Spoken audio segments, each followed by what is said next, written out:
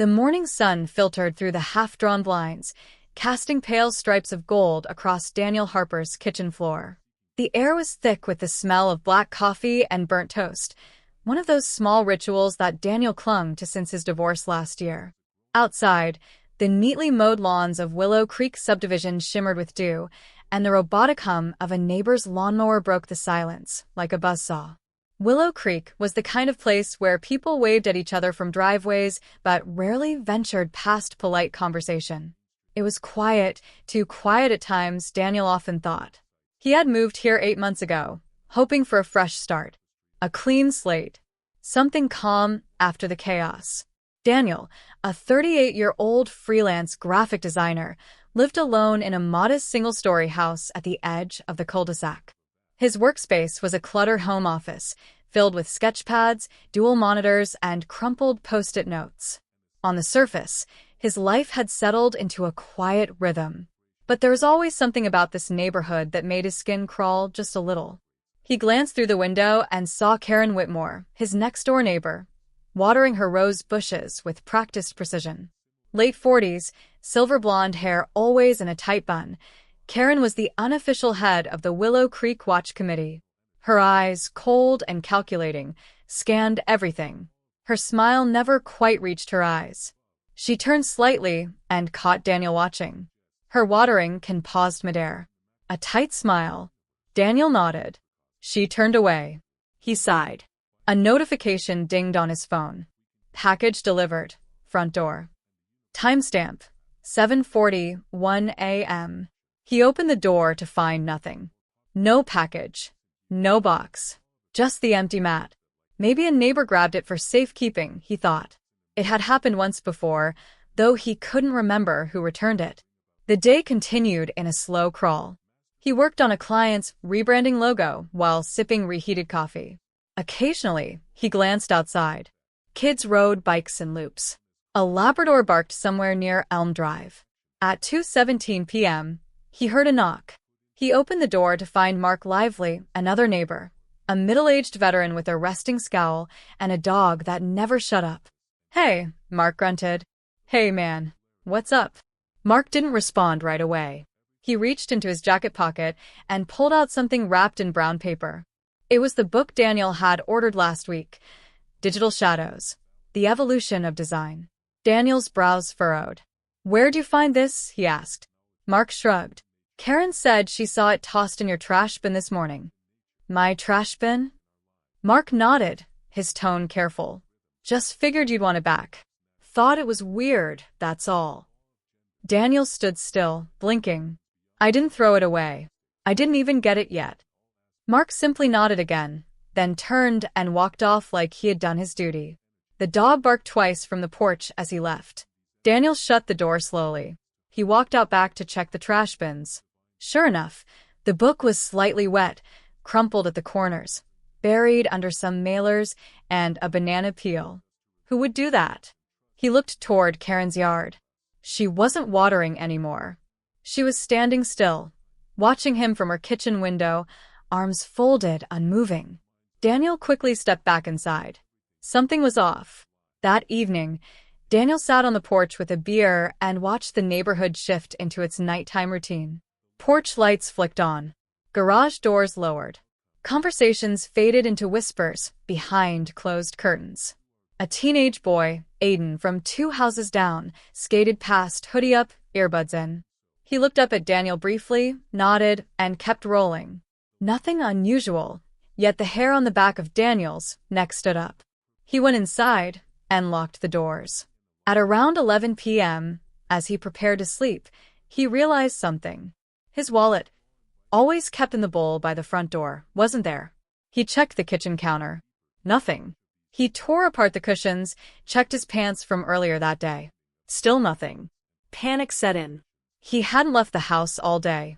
No one had come inside, right? He opened the front door and stepped out, staring into the dark street.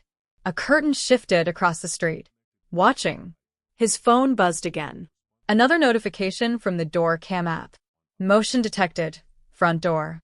Timestamp. 3:04 a.m. Playback. A figure in a hoodie standing at the door, reaching toward the handle. Then nothing. Just static. Daniel's chest tightened. He hadn't heard anything at 3:04 a.m. He was asleep. Or thought he was. He replayed the footage again and again. The video would always cut out at the same second. The hoodie looked familiar. Something about the posture. He rubbed his temples. Maybe it was a glitch. Maybe. The next morning changed everything. As he walked out to get the mail, Karen stood waiting on the sidewalk, arms crossed. "Can I help you?" Daniel asked.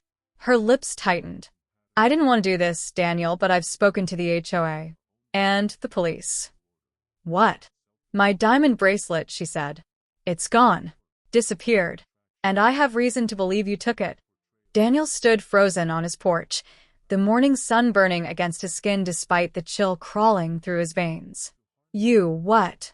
he asked, disbelief dripping from every syllable. Karen Whitmore didn't blink. Her tone was sharp, surgical. "Don't play dumb. You're the only one who had access. I saw you near my porch yesterday evening, around 5:30. That's when it vanished." "That's not true," Daniel snapped, trying to keep his voice low so the neighbors wouldn't peek through their blinds. "I wasn't anywhere near your house yesterday." "I have camera footage," she replied coldly. "And I've already submitted a report. Detective Ryan Carter will be stopping by later." His pulse thumped in his ears. "I didn't take anything. I don't even know what this bracelet looks like." Karen narrowed her eyes. "A family heirloom. Platinum with a blue sapphire centerpiece. It doesn't just disappear." She turned and walked away, heels clacking against the pavement, her posture rigid with accusation. Daniel stood there a full minute longer before retreating inside. He slammed the door and paced the hallway like a trapped animal. What the hell is going on? First the missing package, then the mysterious hoodie figure at 3:04 a.m., and now this? He opened his laptop and clicked into his home security footage.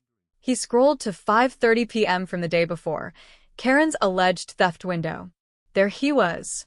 He had walked past her house at 5:32 p.m., but only to retrieve his recycling bin that had rolled onto her lawn. He didn't go anywhere near her porch. He sighed in partial relief, but the anxiety gnawed deeper. He hadn't stolen anything, but someone wanted it to look like he had. And they were succeeding. By 2 p.m., a sleek, dark sedan pulled up to the curb. A tall man in a charcoal blazer stepped out. Detective Ryan Carter. He introduced himself at the door with a firm handshake and unreadable expression. "Mind if I come in for a few questions?" Daniel stepped aside, his stomach in knots. The detective moved through the living room with the calm air of someone used to stepping into private chaos. "Ms. Whitmore's bracelet. She says you were seen near her home just before it went missing." Daniel explained everything, his side of the story, the recycling bin, the door cam footage at 3:04 a.m., and even the missing package incident. He pulled up the video for Carter. The detective watched silently. "Who do you think this is in the hoodie?" Daniel hesitated. "I don't know. Could be anyone. But you recognize the posture." Daniel clenched his jaw. "I thought I did, but I'm not sure. Maybe Aiden from 2 houses down? He always wears a hoodie. Could be a coincidence." Detective Carter closed his notebook. "I'm not charging you with anything, Mr. Harper. But Ms. Whitmore is persistent, and if the bracelet doesn't turn up, I may have to follow up." After he left, Daniel sat at the kitchen table, heart pounding, feeling like the walls were closing in.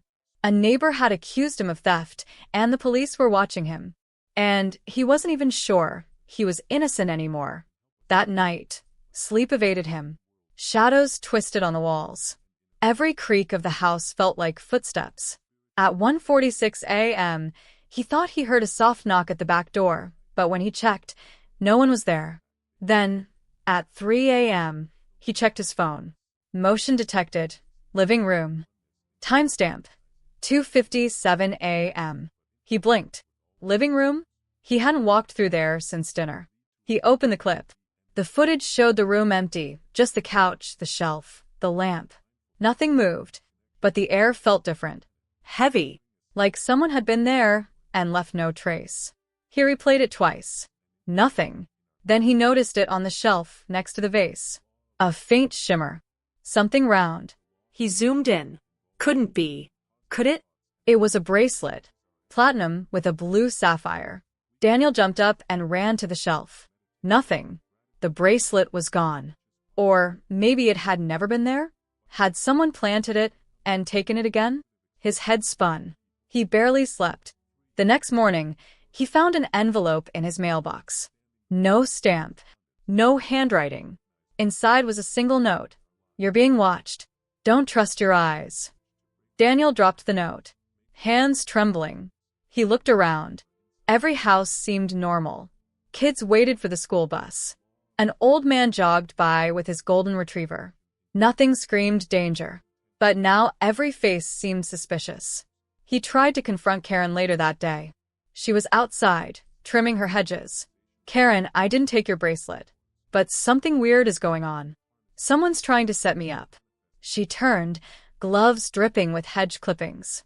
Daniel, denial only makes you look guiltier. It's not just me. Mark said he saw you near his garage a few nights ago. And now he's missing tools. What? No, that's not true. I'm just warning you. People are talking. She turned back to her hedges. Back in his house, Daniel collapsed onto the couch, drained. That's when he noticed it. The smell. Faint, metallic. Like blood? He followed it to the guest room. The door was slightly ajar. A room he hadn't entered in weeks. Inside, everything looked normal until he opened the closet. There, under a pile of coats, was a velvet jewelry box. Daniel stared at it. His mouth went dry. He picked it up, opened it slowly. Inside, the sapphire bracelet. His ears rang. His stomach dropped. He almost dropped the box. Someone had been inside his house. Someone had planted this. And someone wanted him to go down for it. Daniel stared at the sapphire bracelet in the velvet box, his breath coming in short, uneven gasps. His heart pounded so loudly, it drowned out everything else. He wasn't hallucinating. It was real. He held it in his hands. How the hell did this get into my house? His fingers trembled as he placed the box back in the closet. He backed away, afraid to touch anything else, afraid of leaving prints that weren't already there. His thoughts raced. Who could have gotten in? He had security cameras. Locked doors. No signs of forced entry. Yet someone had crossed his threshold, planted evidence, and walked out like a ghost. He grabbed his phone and replayed the footage from every angle. Nothing. The hallway camera didn't show anyone entering. The front and back doors were untouched. But the living room motion detector had gone off again. 2:53 a.m. He rewound it. The faint shimmer again. No figure, no movement. Just a flicker. An anomaly? Or a glitch? Either way, it sent chills down his spine. By noon, he couldn't take it anymore. He called Detective Carter. I need to speak with you again. There's something in my house, Karen's bracelet. It's here. The detective returned an hour later, this time accompanied by Officer Lindsay Park, a quiet, observant woman who scanned the room with narrowed eyes. Daniel led them to the closet and handed them the box. Carter examined it carefully. It's the bracelet, all right. Karen described it perfectly. Officer Park took photographs and bagged it for evidence. How did it get here? Daniel asked. You saw the footage. No one came in. Carter's eyes darkened. That's what worries me. Either someone found a blind spot, or you're messing with us. I didn't steal it, Daniel insisted. Someone is trying to frame me. I'm telling you, there's more going on. Carter exchanged a glance with Park, but didn't reply. Later that evening, Daniel sat alone at his kitchen table, spiraling. He scrolled through his neighborhood forum online. Nothing public about the theft yet, but whispers were spreading. Cryptic posts from neighbors. Comments about watching out and knowing who you can trust. Then one post caught his eye. Username, WatchfulEye43. Sometimes the liar is the loudest offender. Don't believe everything you hear. Look at their eyes. The truth hides there. Daniel clicked on the profile. It had only one post. No photo. No identifying info. Created 3 days ago. He messaged the user privately. Daniel Harper 98. Who are you? Are you talking about me? No response. The next morning, Daniel found deep scratches along the side of his car. Not random vandalism. These were deliberate, calculated strokes. For letters carved into the paint. Liar. He felt something inside him snap. He stormed across the street and banged on Karen's door. She opened it slowly, eyes guarded. "Why are you doing this?" he shouted. "Why are you trying to ruin my life?" Karen's jaw dropped. "What are you talking about? You said I stole from you. Now someone's carving into my car? Spying on me? You think this is okay?" She held up her phone. "Get off my property before I call the police." Daniel stepped back, trembling with fury and fear. As he turned to leave, he spotted someone watching from the side. Aiden Fields, the hoodie-wearing neighbor who always kept to himself. Aiden's eyes darted away when Daniel noticed him. That night, Daniel couldn't rest. His body buzzed with adrenaline. He grabbed a flashlight and, against all logic, crept out of his house at 2:45 a.m. He made his way through the side alley, crouching near Aiden's backyard. The lights were off, the windows dark. But something flickered inside, blue and white, like a screen. He moved closer, peering through the slightly open curtain. Inside, Aiden sat on the floor, surrounded by items. A wristwatch, a pair of earrings, and another velvet box.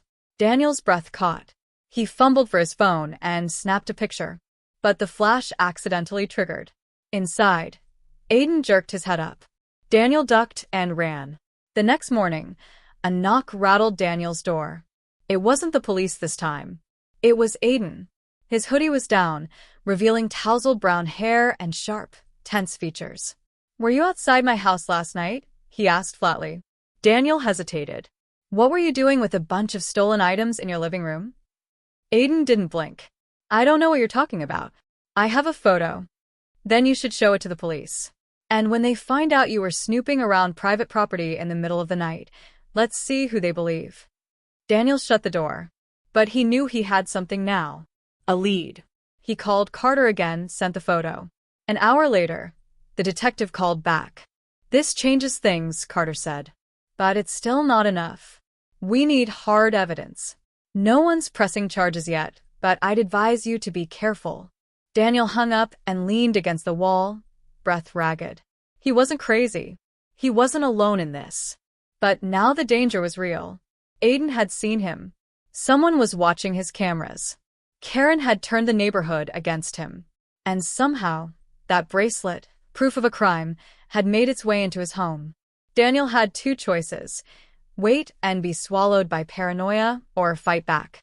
He opened his closet and pulled out a small lockbox.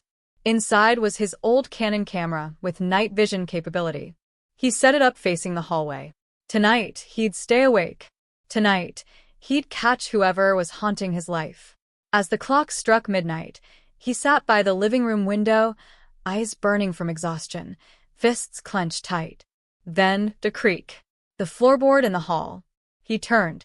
No one there. He checked the footage, nothing. He blinked. And then his phone buzzed. Motion detected. Bedroom. He sprinted to the door.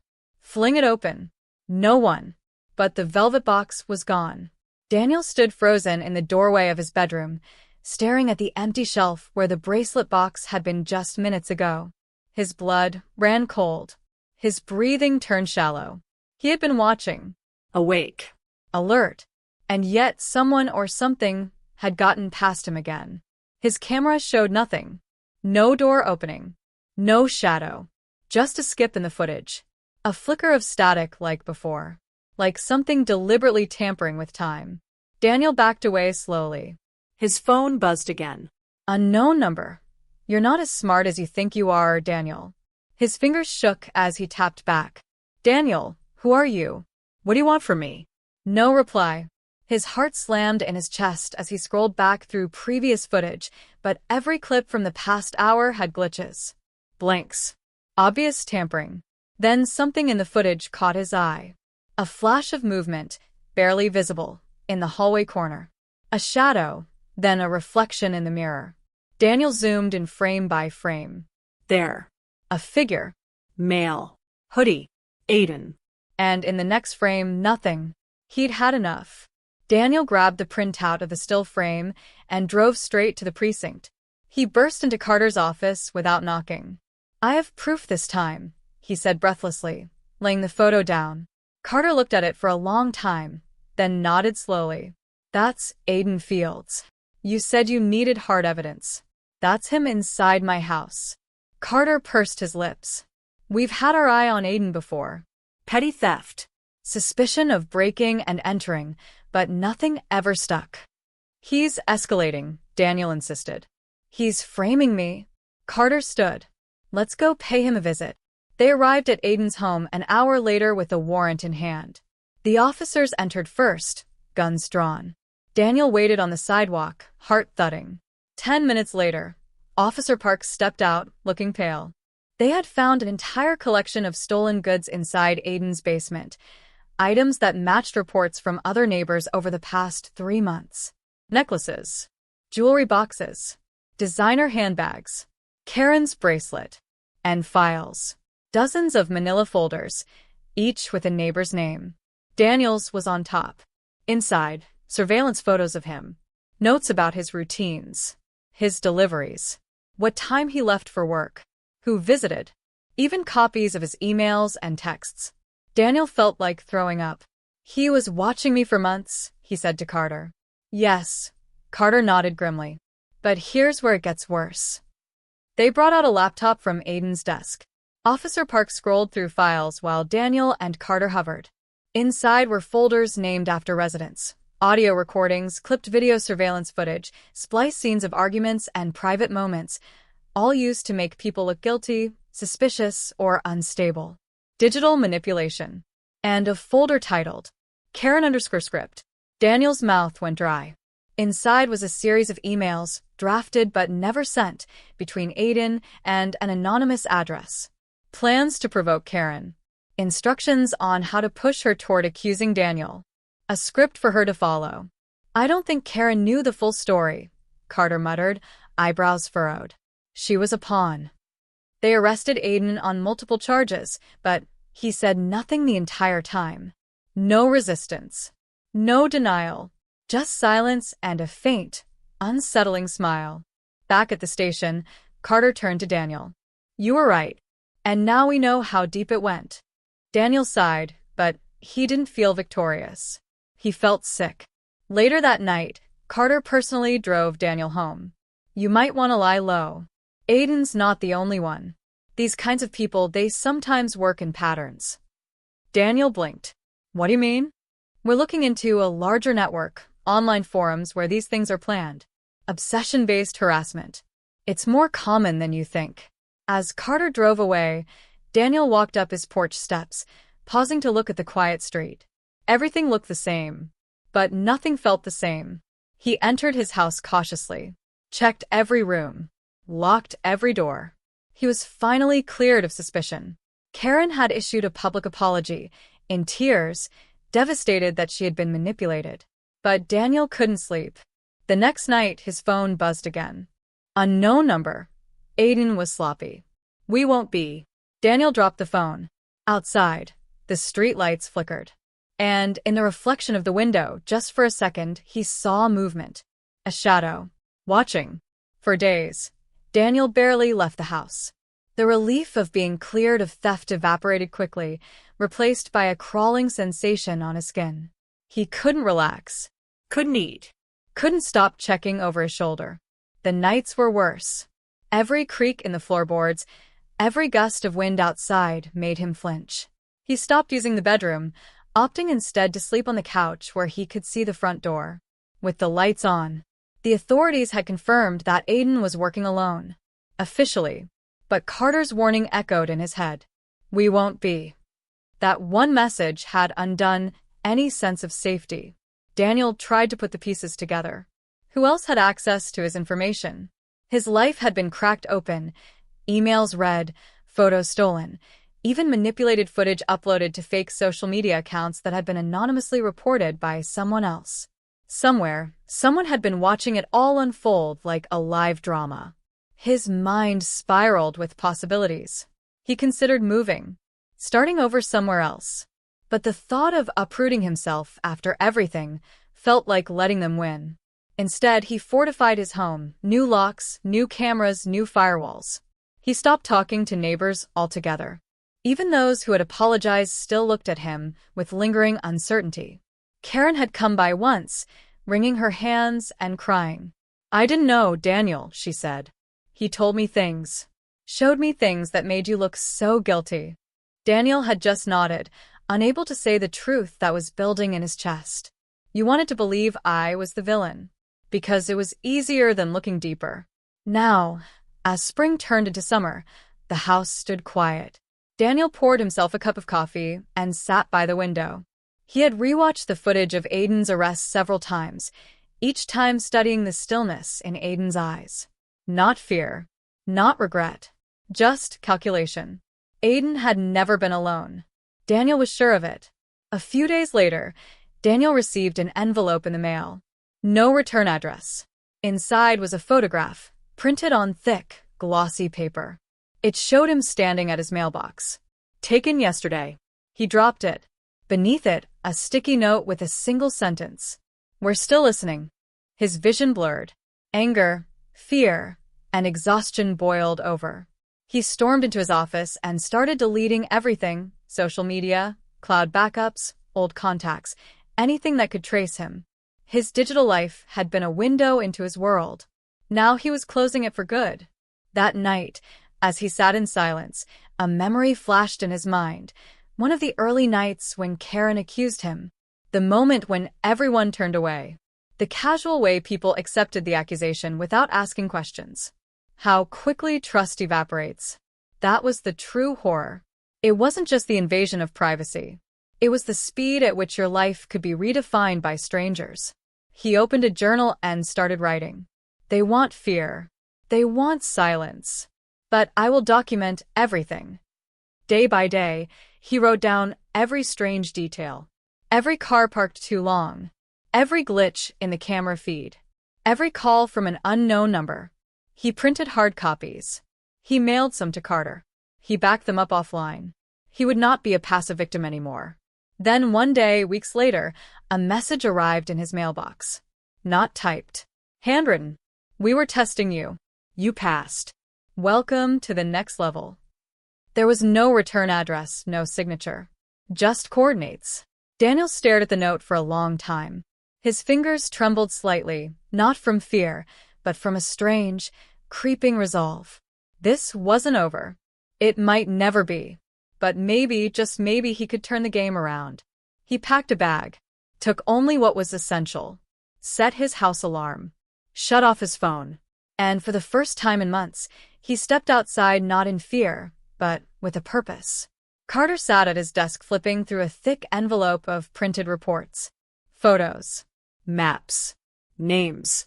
Every detail precise, methodical. All signed by one person, Daniel Hale. He had disappeared 6 months ago. No digital trail. No sightings. Until now. The envelope had been delivered anonymously. Inside it was a post-it note, the same handwriting as the old threats. "I'm in deeper than I ever imagined. They think I've joined them. I'm building trust. When I'm ready, you'll hear from me again." Carter leaned back in his chair. For the first time in a long time, he smiled. Daniel hadn't just survived the game. He was playing it now, on the inside. And the real story was only beginning.